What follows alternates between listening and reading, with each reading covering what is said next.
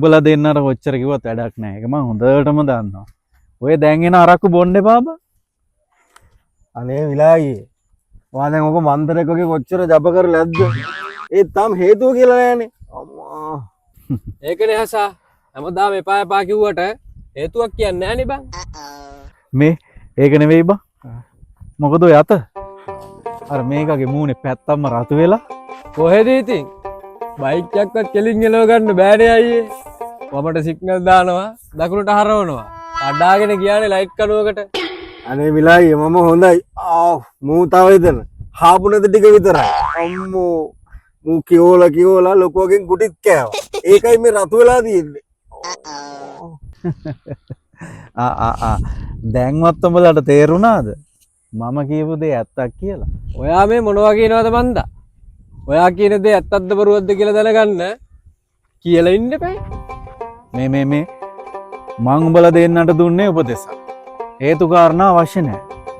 අනිත් එක දැන් ඔය වෙලා තියෙන දේවල් පේනවනේ. එහෙමනේ මේ මිලායි කියන්නකො විස්තර අපිට දැනගන්න. හරි. එහෙනම් දෙන්න මහගනින්නකෝ. උඹලා දන්නවද ඔය අරක්කු වලට ගෑනු හෝමෝන කලවල්ලු. මොකක්? ගෑනු හෝමෝන? මොන පිස්සුවක්ද අයියේ? විකාර කතා කියන්න එපා. හරි. උඹලා දෙන්න දැන් මං කියන දේ අහගෙන ඉන්න ඕන.